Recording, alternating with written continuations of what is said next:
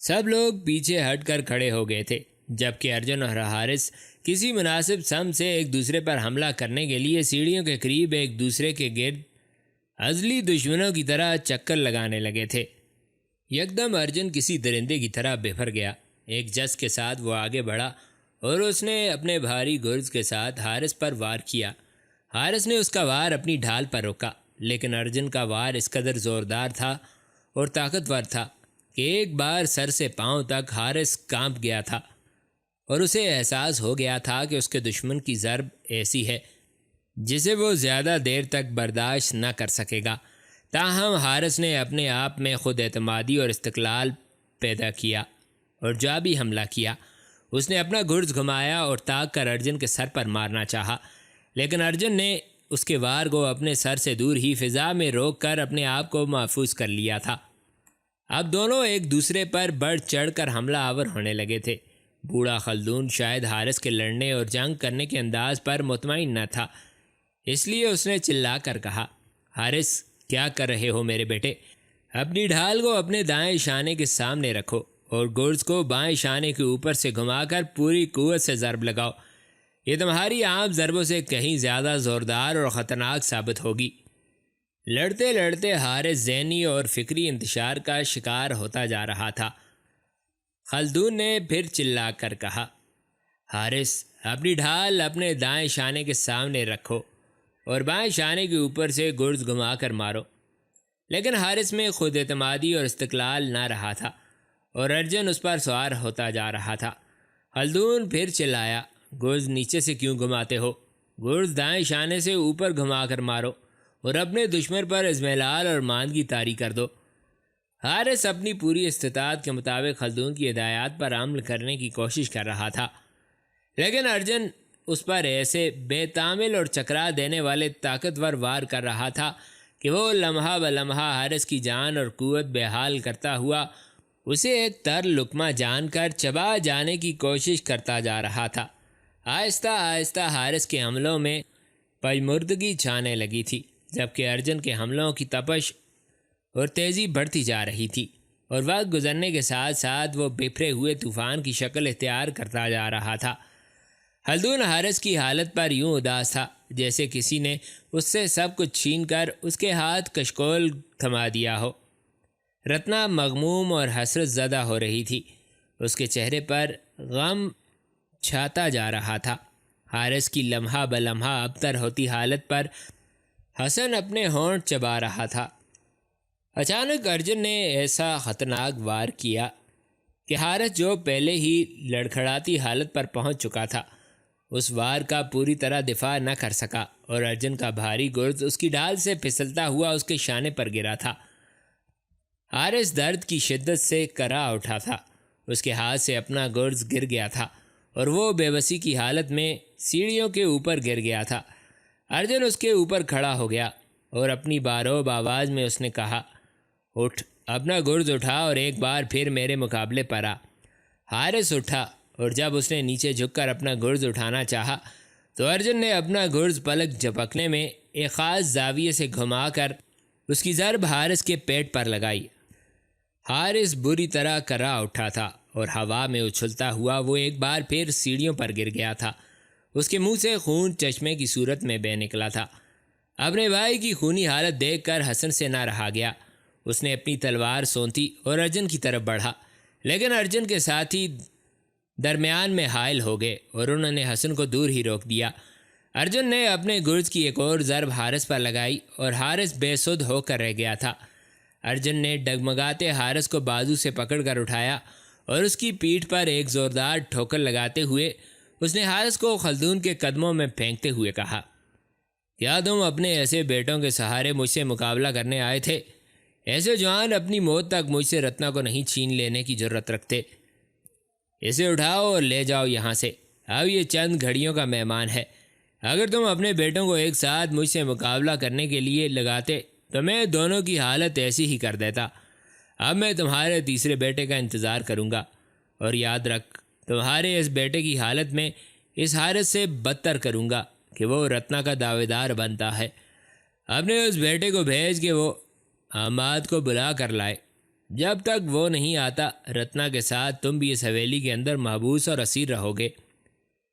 ارجن اس بار بدری ناتھ کو مخاطب کر کے بولا، چچا مجھے اپنی حویلی کا ایک کمرہ دے دو، میں اس میں رہوں گا، جبکہ میرے ساتھی تمہارے ملازموں کے کمروں میں رہیں گے، اس لیے کہ میں تم پر زیادہ بوجھ نہیں بننا چاہتا۔ میرا اور میرے سب ساتھیوں کا کھانا میرے گھر سے آئے گا۔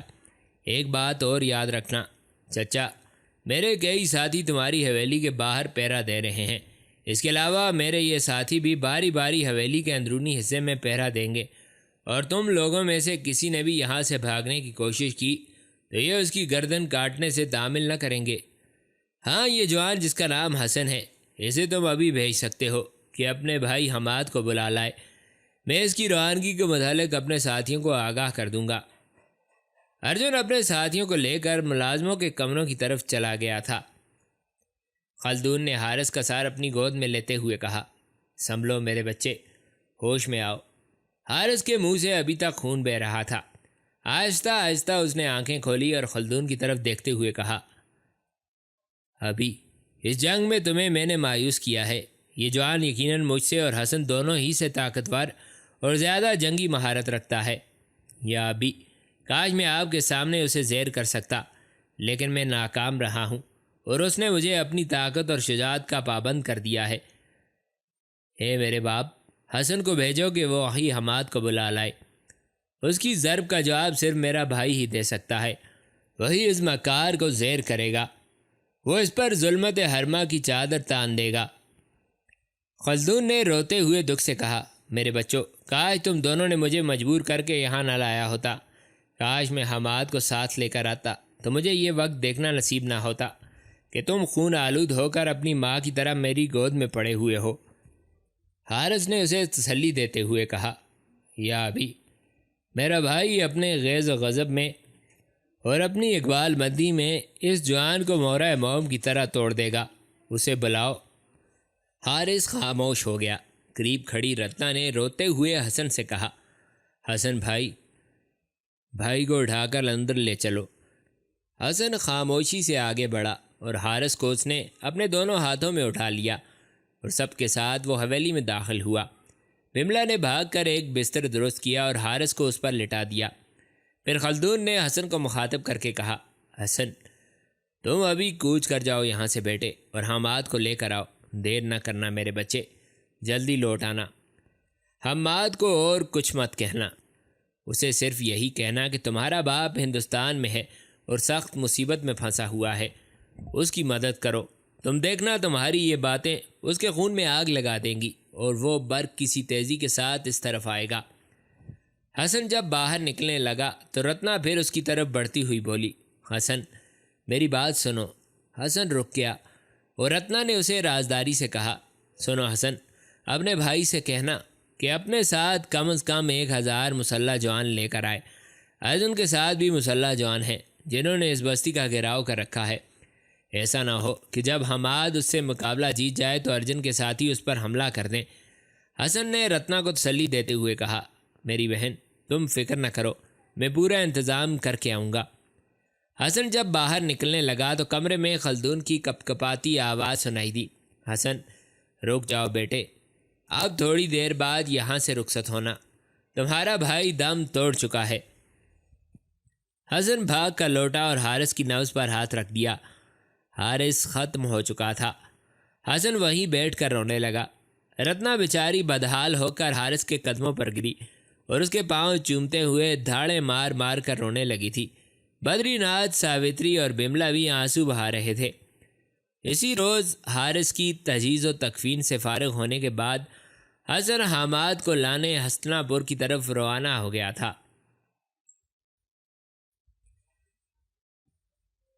حماد اپنے ترک جرنیل عز الدین موعد کے ساتھ دہلی کی جامع مسجد میں مغرب کی نماز پڑھ کر نکلا اور دونوں پہلو بہ پہلو چلتے ہوئے مستقر کی طرف چل دیے تھے۔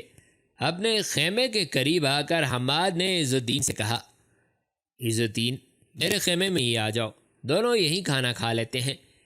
عز الدین نے مسکراتے ہوئے کہا، آپ کے ساتھ بیٹھ کر کھانا تو ایک سعادت ہے، پھر میں اس سے کیوں محروم رہوں۔ حماد نے باہر کھڑے سپاہی کو کھانا لانے کے لیے کہا اور خود عز الدین کا ہاتھ پکڑ کر وہ خیمے میں داخل ہو گیا۔ تھوڑی ہی دیر بعد سپاہی کھانا لے آیا اور دونوں چٹائی پر آمنے سامنے بیٹھ کر کھانا کھانے لگے تھے۔ جب سپاہی کھانے کے خالی برتن اٹھا کر لے گیا تو حماد نے عز الدین سے کہا، عز الدین، شاید چند ہفتوں تک ہمیں یہاں سے کوچ کرنا پڑے۔ عز الدین نے چونکتے ہوئے پوچھا، کیا آپ کے پاس کوئی اطلاع آئی ہے؟ حماد نے مسکراتے ہوئے کہا، اطلاع تو نہیں آئی، پر تم دیکھتے ہو وقتی طور پر ہندوستان میں ہمارے خلاف جو بغاوت اور سرکشی کی لہر اٹھی تھی اسے ہم نے کچل دیا ہے۔ اب ہر طرف امن و امان ہے اور مختلف شہروں میں بکھرے ہوئے لشکر کے حصے بیکار پڑے ہیں۔ میں قطب الدین کی فطرت کو جانتا ہوں، وہ بیکار بیٹھنا گناہ سمجھتا ہے۔ میرا دل کہتا ہے وہ لشکر کے کچھ حصے مفتوحہ شہروں میں امن قائم رکھنے کی خاطر رکھے گا، جبکہ بقیہ لشکر کو وہ اپنے پاس بلا کر یقیناً کسی نئی مہم کا آغاز کرے گا۔ اس کی جنگجو طبیعت اسے بیکار نہیں بیٹھنے دے گی۔ اس کے علاوہ اس نے قسم کھائی تھی کہ اگر اللہ نے چاہا اور زندگی نے وفا کی تو وہ پورے ہندوستان میں اسلام پھیلا کر رہے گا۔ عز الدین نے التجا کے لہجے میں کہا، کسی نئی جنگ کی صورت میں مجھے اپنے لشکر کے ساتھ ہی رکھیے۔ آپ کی ہمراہی میں دشمن سے جنگ کرتے ہوئے ایک نیا ولولہ اور نئے تدریسی گر ملتے ہیں۔ آپ وعدہ کریں۔ عز الدین کہتے کہتے رک گیا، کیونکہ خیمے کے باہر کھڑا ہو کر پہرا دینے والا سپاہی اندر آیا اور حماد سے کہا، یا امیر، آپ کا بھائی حسن آیا ہے۔ حماد اپنی جگہ پر اٹھ کھڑا ہوا، اسے اندر بھیج دو، باہر کیوں روکا ہے؟ سپاہی نے بڑی عاجزی سے کہا، یا امیر، میں نے نہیں روکا، وہ خود ہی اندر نہیں آ رہا، وہ شاید علیحدگی میں آپ سے کچھ کہنا چاہتا ہے۔ حماد باہر آیا۔ خیمے سے باہر جلتی ہوئی مشعل کی روشنی میں اس نے دیکھا حسن نے خیمے کی تناب کے ساتھ اپنے گھوڑے کو باندھ رکھا تھا اور وہیں کھڑا اپنے گھوڑے کی گردن سہلا رہا تھا۔ حماد آگے بڑھا اور حسن کو گلے لگاتے ہوئے کہا، حسن، تم اجنبیوں کی طرح باہر کیوں کھڑے ہو گئے؟ کیا حارث کی طرح میرے ساتھ بھی کوئی شرارت کرنے کا ارادہ ہے؟ حارث کا نام سن کر حسن یکدم بجھ گیا اور اس کی آنکھیں بھیگ گئیں۔ حماد نے بہتاب ہو کر کہا، حسن، تمہاری آنکھوں میں آنسو؟ حسن سسکتے ہوئے کہنے لگا، ابھی ہندوستان آ کر ایک مشکل میں پھنس گئے ہیں۔ ایک ہندو جوان نے انہیں اپنا قیدی اور اسیر بنا رکھا ہے اور وہ آپ کو مدد کے لیے پکارتے ہیں۔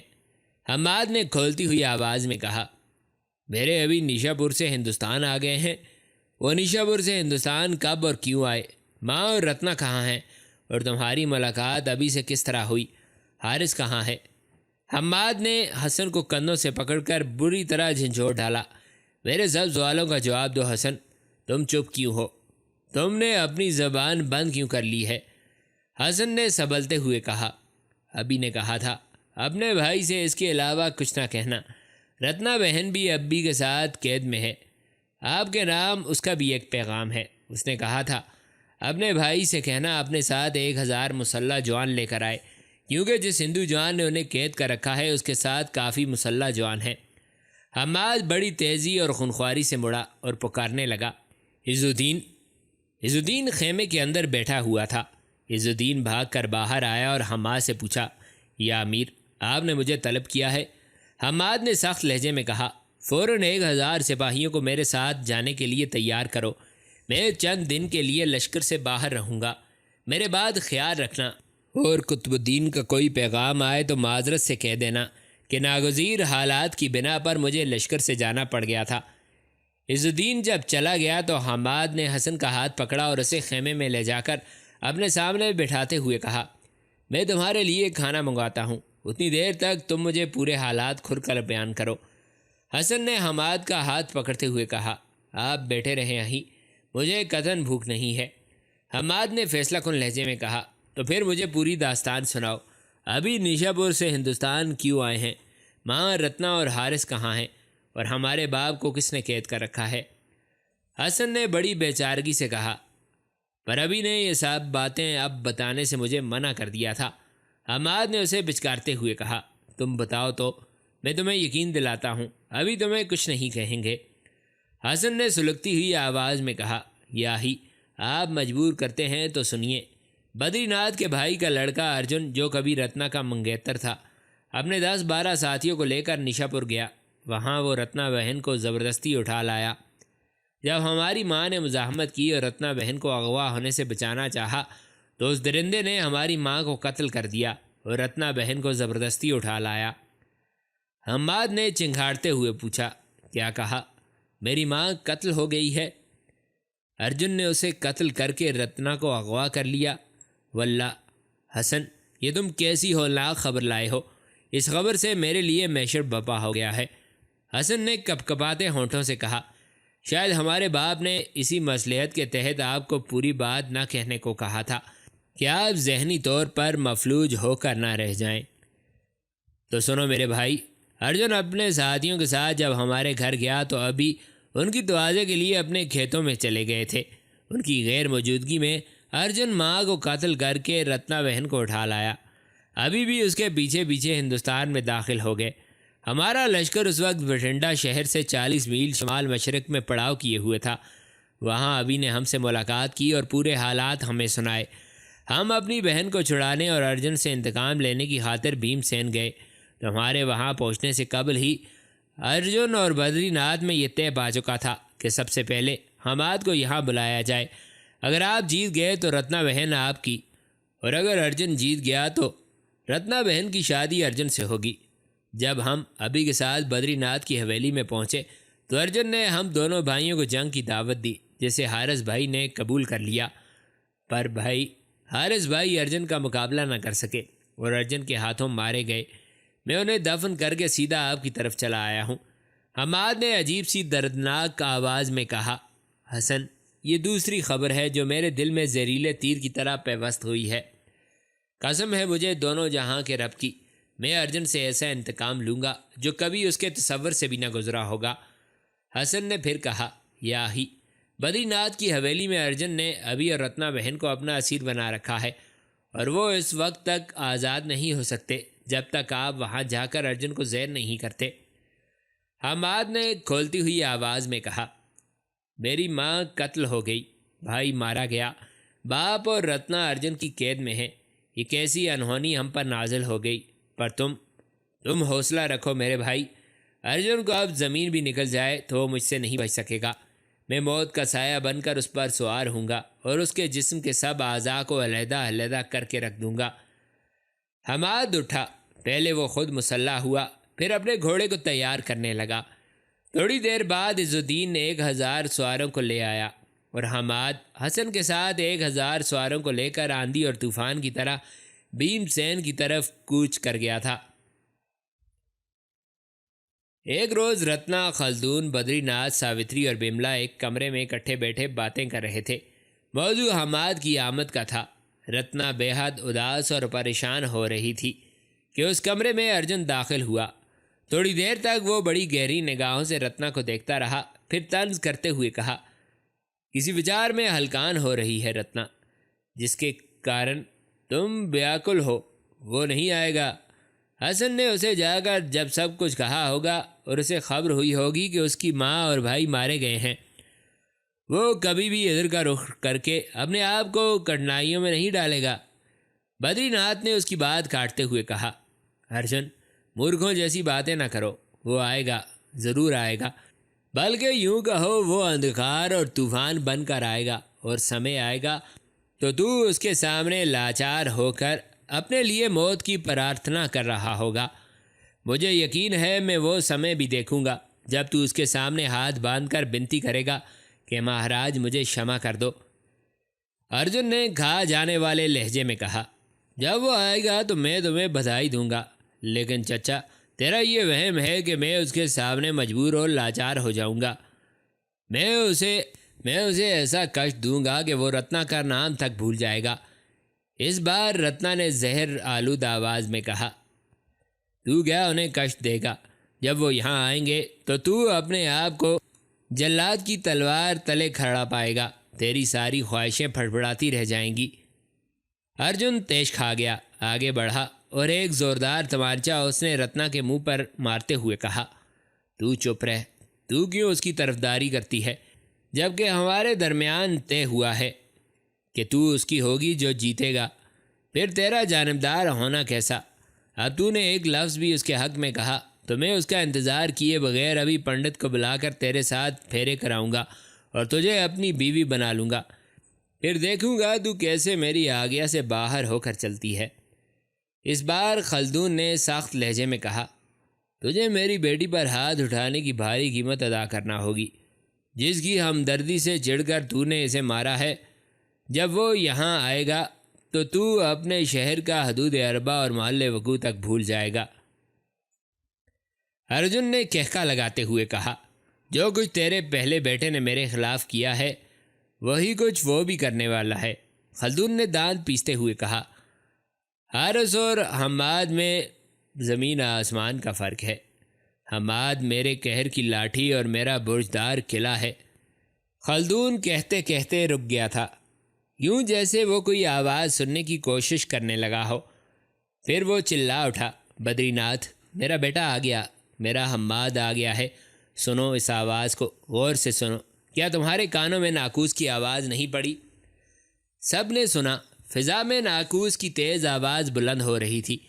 خلدون پھر چلا اٹھا، رتنا میری بچی، اٹھ، میرا ناقوس لا، میرا بیٹا مجھے پکار رہا ہے، میں اس کی پکار کا جواب دوں۔ وہ پوچھ رہا ہے، اس حویلی میں کوئی دھوکہ اور کوئی فریب تو نہیں؟ جلدی کر میری بیٹی، میرا ناقوس لا کہ میں اسے کہوں کہ وہ بلا جھجک اس حویلی میں آئے۔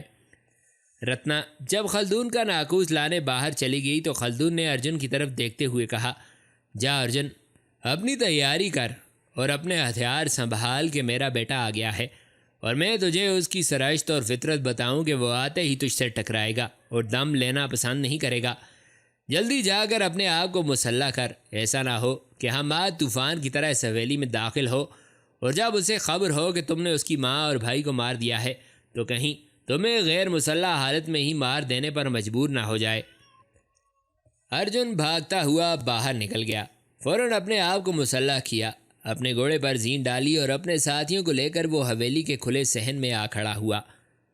رتنا بھاگتی ہوئی پھر اس کمرے میں داخل ہوئی۔ وہ خلدون کا ناقوس ڈھونڈ لائی تھی۔ خلدون نے آگے بڑھ کر اپنا ناقوس لیا اور کمرے سے باہر نکل گیا۔ رتنا، بدری ناتھ، ساوتری اور بملا بھی اس کے پیچھے پیچھے تھیں۔ خلدون سیڑھیوں کے پاس رک کر سب سے اوپر والی سیڑھی پر گھٹنوں کے بل بیٹھ گیا، ناقوس منہ سے لگایا اور اپنے پھیپھڑوں کی پوری قوت سے اسے پھونک دیا۔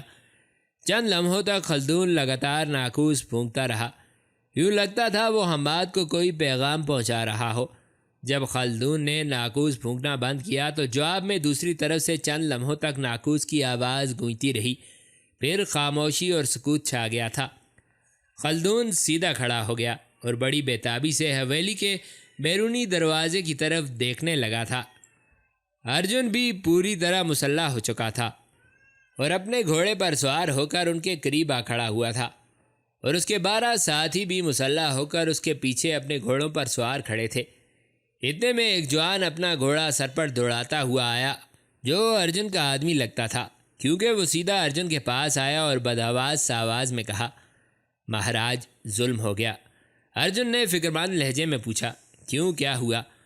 آنے والے نے بوکھلاہٹ میں کہا، ابھی ابھی مسلمانوں کے کچھ دستے آئے ہیں اور انہوں نے اس بستی کا گھیراؤ کر لیا ہے۔ ہمارے ساتھیوں نے ان کا راستہ روک کر ان سے جنگ کی، لیکن انہوں نے آن کی آن میں ہمارے سارے ساتھیوں کو تہہ تہہ کر دیا ہے۔ ہمارے ساتھیوں میں سے کوئی بھی زندہ نہیں بچ سکا۔ میں بڑی مشکل سے جان بچا کر آپ کے پاس آ سکا ہوں۔ اسی وقت گیان اپنے چند ساتھیوں کے ساتھ استبل کی طرف سے آ کر خلدون کے قریب کھڑا ہو گیا۔ ارجن غصے اور غضب کی حالت میں رتنا کو مخاطب کر کے کہنے لگا، تم نے میرے ساتھ دھوکہ کیا ہے۔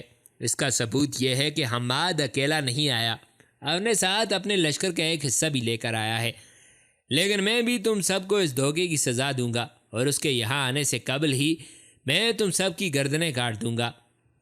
ارجن اپنے گھوڑے سے اترنے ہی لگا تھا کہ ٹھٹک کر رک گیا، کیونکہ حماد اپنے گھوڑے کو دوڑاتا حویلی میں داخل ہوا تھا۔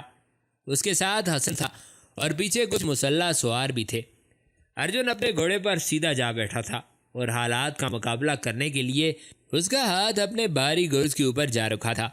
حماد نے سیڑھیوں کے سامنے اپنے گھوڑے کو روکا، قبل اس کے کہ وہ کچھ پوچھتا۔ حسن نے اپنی چلاتی آواز میں کہا۔ اس نے ارجن کے ساتھیوں کو مخاطب کیا، اگر تم بھی جنگ میں حصہ لینا چاہتے ہو تو یہیں کھڑے رہو، اگر تم جانبداری کا ارادہ رکھتے ہو تو یہاں سے ہٹ کر استبل کے سامنے جا کر کھڑے ہو جاؤ۔ یاد رکھو، بستی کے گرد پہرا دینے والے تمہارے سب ساتھی ختم ہو چکے ہیں اور ان کی جگہ ہمارے ساتھی وہاں کھڑے ہیں۔ میں تم سب کو یہ یقین دلاتا ہوں کہ ارجن سے میرا بھائی اکیلا ہی مقابلہ کرے گا۔ ارجن کے ساتھیوں نے خاموشی کے ساتھ اپنے گھوڑوں کو موڑا اور استبل کے سامنے جا کر کھڑے ہو گئے۔ ان کی جگہ اب حماد کے ساتھ آنے والے سواروں نے لے لی تھی۔ رتنا کی حالت عجیب سی ہو گئی تھی۔ حماد کی آمد سے اس کے چہرے پر عجیب سی تازگی آ چکی تھی۔ حماد اپنے گھوڑے پر ہی سوار رہا اور خلدون کو مخاطب کر کے کہا، اے میرے باپ، کس نے میری ماں اور میرے بھائی کو قتل کیا ہے، اور کون رتنا کو نشا پور سے یہاں لانے والا ہے؟ یا ابھی اس کی طرف اشارہ کیجئے، اس کی طرف ہاتھ اٹھائیے جس نے مجھے مقابلے کی دعوت دی ہے، اس کی نشاندہی کیجئے جس نے آپ اور رتنا کو اس حویلی کے اندر اسیر کر رکھا ہے۔ خلدون نے اپنے ناقوس سے ارجن کی طرف اشارہ کرتے ہوئے کہا، میرے بیٹے، یہ ہے وہ ابلیس جس نے تیری ماں کو مارا، رتنا کو اغوا کیا اور تیرے بھائی کو قتل کیا۔ حماد نے اس بار ارجن کی طرف دیکھتے ہوئے کہا، اے مکار، اے مجھ سے میری ماں اور میرے بھائی کو چھیننے والے، کیا تیرا ہی نام ارجن ہے؟ ارجن بڑے غرور گھمنڈ کا مظاہرہ کرتے ہوئے کہنے لگا، ہاں میں ہی ارجن ہوں، ذرا تو آگے تو بڑھ اور دیکھ میں تجھے کس طرح موت کے گھاٹ اتارتا ہوں۔ مجھ سے مقابلہ کر، پھر دیکھنا کس طرح میں تمہارے جسم کو قلم کی طرح کاٹ کے رکھ دیتا ہوں۔ حماد نے ہلکا سا کہکا لگاتے ہوئے کہا، تو کیسا جاہل اور احمق ہے۔ یاد رکھ، میں تیرے غرور، تیرے گھمنڈ کو چند لمحوں کے اندر خاک میں ملا دوں گا۔ سن غلیظ بھیڑیے، تیرا یوم حساب آ چکا ہے۔ میں تیرے ضمیر کو اندھا، تیرے حواس کو بہرا و منجمد کر دوں گا۔ اپنا گھڑ سنبھال کے میں تم پر حملہ آور ہونے والا ہوں۔ ارجن نے فوراً اپنا گرز اور ڈھال سنبھال لیے۔ حماد نے بائیں ہاتھ میں ڈھال سنبھالی، اپنے دائیں ہاتھ میں وہ اپنے بھاری گرز کو تولنے لگا تھا۔ ارجن نے خلدون کو مخاطب کر کے کہا، تمہیں اجازت ہے، جس طرح تو پہلے بیٹے کو جنگ کے دوران ہدایات دیتا رہا، اسے بھی ہدایات دے سکتا ہے، مجھے کوئی اعتراض نہ ہوگا، کیونکہ میں نے تو اسے تیرے پہلے بیٹے کی طرح ختم کر دینا ہے۔ خلدون نے پرجوش آواز میں کہا، خوش آمد کا لقمہ چرب، میرا یہ بیٹا ہر جبر سے معاذ آرا ہونے کا فن جانتا ہے، اسے رہنمائی کی ضرورت نہیں، تو انتظار کر، اس کی ایک ہی ضرب تجھ پر پڑنے دے، تیرا سارا غرور، تیرا سارا گھمنڈ جاتا رہے گا۔ حماد نے اپنے گھوڑے کو ایڑ لگائی، گھوڑا ہنہناتا ہوا آگے بڑھا۔ اس کے ساتھ ہی حماد ڈھال کو اپنے جسم کے دائیں حصے کے سامنے لے گیا اور گرز کو بائیں شانے پر خوب بلند کر کے لہرا لیا تھا۔ ارجن کے قریب جا کر حماد نے ایسی آواز میں تکبیر بلند کی کہ ایک ساتھ پہاڑوں کی کئی غاریں گونج اٹھی ہوں۔ ساتھ ہی حماد نے خوب طاقت اور قوت سے گرز لہرا کر ارجن کو مارا۔ لوہے سے لوہا بج کر ایک زوردار دھماکہ ہوا۔ گرز اس قوت اور طاقت سے ارجن کی ڈھال پر پڑا تھا کہ ارجن کی ڈھال درمیان سے پچک گئی تھی اور خود ارجن بھی سر سے پاؤں تک لرز گیا تھا۔ بوڑھے خلدون نے خوش ہوتے ہوئے حماد سے کہا، شاباش میرے بیٹے، تو نے اپنے گرز کا وار بالکل میری خواہش کے مطابق کیا ہے، ایسا ہی حملہ کرنے کی ہدایت میں حارث کو کرتا رہا تھا۔ دیکھ میرے بیٹے، تیرے دشمن کی ڈھال بول اٹھی ہے۔ ارجن نے فوراً اپنی ڈھال علیحدہ کر کے حماد پر جوابی حملہ کیا، جسے حماد بڑی آسانی کے ساتھ اپنی ڈھال پر روک گیا۔ حماد نے اپنے گھوڑے کی باگیں ایک سخت جھٹکے سے کھینچی اور گھوڑا طوفانی انداز میں اپنی دونوں ٹانگیں اٹھا کر زور سے ہنہنایا۔ ارجن عجیب سے انداز میں اپنی ڈھال کو دیکھ رہا تھا۔ حماد نے طنز کرتے ہوئے کہا، میں دیکھ رہا ہوں تیری ڈھال درمیان سے پچک گئی ہے، پر غم نہ کھا، اگر تمہاری ڈھال بیکار ہو گئی تو میں تمہیں ایک اور ڈھال مہیا کر دوں گا۔ بے غم رہو ارجن، میں تمہاری موت تک تمہیں ہتھیار بدل بدل کر دیتا رہوں گا۔ حماد نے دوبارہ گھوڑے کو آگے بڑھا کر حملہ کیا تھا۔ اس بار اس کا گرز اس قوت سے ارجن کی ڈھال پر پڑا تھا کہ ارجن کی ڈھال درمیان سے پھٹ گئی تھی اور خود ارجن کا وہ ہاتھ بھی دوہرا ہو گیا تھا جس میں اس نے ڈھال سنبھال رکھی تھی، اور اس کی ڈھال کھٹ سے اس کے خود پر آ لگی تھی۔